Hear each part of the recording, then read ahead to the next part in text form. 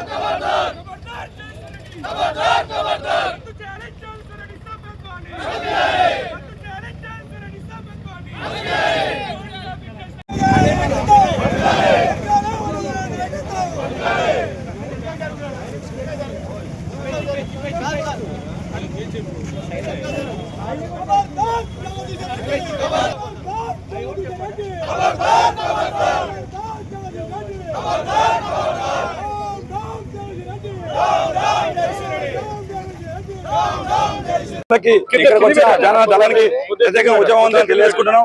జానన్నను నేరుగా ఎదుర్కోలేక ఈ ఫోన్ ట్రాపింగ్ మత్తులో పడి మా జానన్నను గెలుపుని అడ్డుకున్నటువంటి చరిత్ర జగదీశ్వర్ రెడ్డి గారిది.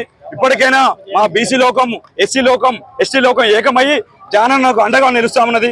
ఇవాళ ఫోన్ ట్యాపింగ్ ద్వారా ఆ అనుచరులు అయితేంది, మరి నెక్స్ట్ జానన్న అయితేంది, గెలవకుండా చేసిన ఘనత చరిత్ర జగదీశ్వర్ రెడ్డిది. ఇప్పటికైనా నీకు సిద్ధశుద్ధి ఉంటే, నీతి నిజాయితీ ఉంటే ఈ సభ్యత్వాన్ని రాజీనామా చేసి వెంటనే నువ్వు పరోక్ష ఎన్నికలకు రావాలని మనస్ఫూర్తిగా కోరుకుంటున్నాం.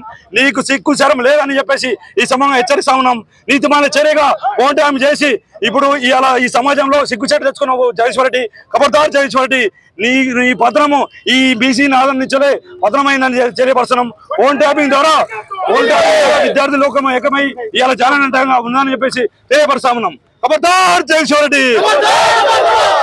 అసెంబ్లీకి జరిగినటువంటి ఎన్నికల్లో ఒక బీసీ బిడ్డగా పోటీ చేసినటువంటి ఒట్టే జానయ్య యాదవ్ గారిని నేరుగా మీరు ఎదుర్కొనే దమ్ము లేక మీకున్న అధికారాన్ని అడ్డు పెట్టుకుని ఫోన్ ట్యాపింగ్ల ద్వారా 200 జానన్న అనుచరులని 200 మందిని మీరు ఫోన్ ట్యాపింగ్ చేసి మీరు విజయాన్ని సాధించారు.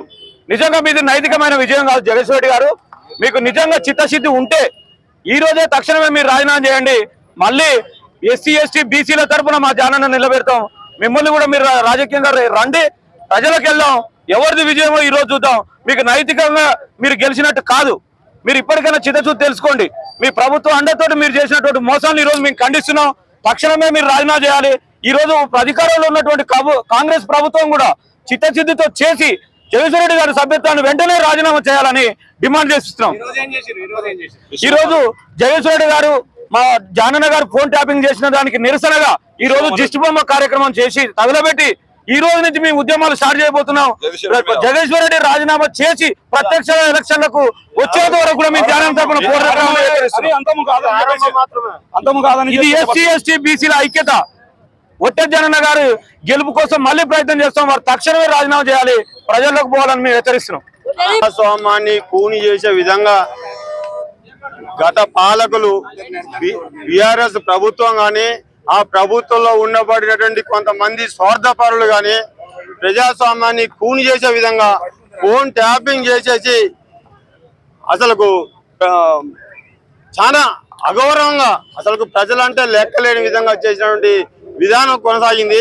అదేవిధంగా మంత్రి జగదీష్ రెడ్డి గారు వారికి ఏమైనా నైతిక విలువలు ఉంటే స్వతహాగా వారు రిజైన్ చేసేసి తమ సభ్యత్వానికి రిజైన్ చేసేసి బై ఎన్నికలలో స్వచ్ఛందంగా రావాలని చెప్పేసి నేను కోరుకుంటున్నాను.